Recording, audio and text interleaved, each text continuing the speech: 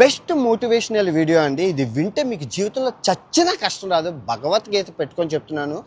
ఈ సీతమ్మ గొడవలో 3 బ్యాచ్లు తయారయ్యాయి నన్ను నాశనం చేయడానికి. అయితే ఫస్ట్ బ్యాచ్ బత్తాయి బ్యాచ్, రెండో బ్యాచ్ బెట్టింగ్ బ్యాచ్, మూడో బ్యాచ్ చిల్లర బ్యాచ్. సో వీడు దొరికాడు, ఇదే సమయం వీళ్ళ జీవితాన్ని నాశనం చేద్దామని ట్రై చేస్తారు. ఫస్ట్ ఈ బత్తాయి బ్యాచ్. ఈ బత్తాయి బ్యాచ్ అంటే మతం మత్తులో ఉండి ఏదైనా చేయడానికి, అయితే మతం మొదలు. సో వీళ్ళు ఏం చేశారంటే, వీడు దొరికాడు కాబట్టి వీడు మతాన్ని మార్చేసి ఈజీగా కొట్టేద్దాం అనుకున్నారు. అది వాళ్ళ ప్లాన్.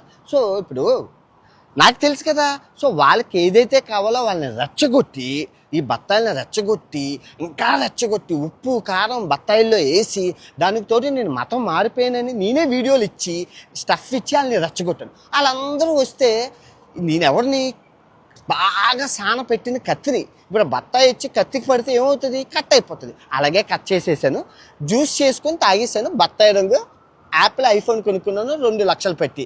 బత్తాయిల వల్ల వచ్చింది ఇది బత్తాయి రంగు. బాగుందా? సో ఈ బెట్టింగ్ బ్యాచ్. ఈ బెట్టింగ్ బ్యాచ్లో మనం కొట్టాల్సిన అవసరం లేదు. 8 నెలలు కొట్టు, ఒక చెటక్ కొట్టుడు కొట్టాం. సో ఇప్పుడు వాళ్ళందరూ అకౌంట్స్ ఫ్రీజ్ అయిపోయి, త్వరలో మీకు ఆ న్యూస్ వస్తుంది గవర్నమెంట్ నుంచి. వాళ్ళ డబ్బులన్నీ ఆగిపోయి, పెద్ద పెద్ద క్రికెటర్లు ఆగిపోయి. సో వీళ్ళు కూడా అకౌంట్లు అన్నీ ఫ్రిడ్జ్లో అయిపోయి. సో వీళ్ళు మనం కొట్టాల్సిన పని లేదు, ఆల్రెడీ చచ్చిపోయిన పాములు. ఇంక ఈ చిల్లర బ్యాచ్. ఈ చిల్లర బ్యాచ్ ఎవరంటే ఉల్లిపాయల కోసం, టమాటాల కోసం, న్యూస్ ఛానళ్ళు, యూట్యూబర్స్, ఒకటి ఎవరైనా డబ్బుల కోసం, వ్యూవర్షిప్ కోసం, ఫాలోవర్ల కోసం, వాళ్ళ ఇష్టం వాళ్ళు నాకు ఎంటర్టైన్మెంట్. ఈ మొత్తం ఈ గొడవల్లో నేను ఎంజాయ్ చేశాను అంటే వాళ్ళే నన్ను ఎంటర్టైన్మెంట్ చేసింది. నన్ను నవ్విస్తూ జోకులు వేస్తూ చేశారు. End of the day no issue. So నేను 12 లక్షలు సంపాదించుకున్నాను ఈ గొడవల్లో ఈ 15 రోజుల్లోని. వాళ్ళు 1,00,000, కొందరు టీవీలు కొనుక్కున్నారు, కొందరు ఫోన్లు కొనుక్కున్నారు, కొందరు వాషింగ్ మిషన్లు, ల్యాప్టాప్లు, ఇవన్నీ కొనుక్కోసి ఎవరు కూటు కోసం కోటి విద్యలు. ఓకే, ఇదంతా పక్కన పెడితే ఒక 2,000 నుంచి ఒక 5,000 మంది దాడి చేసిన స్టిల్లు నేను ఇలాగా హ్యాపీగా మీ ముందు తొడకొట్టి మేసం మెలేసి మీ ముందు ఉండడానికి గల కారణం న్యాయం, ధర్మం నా వైపు.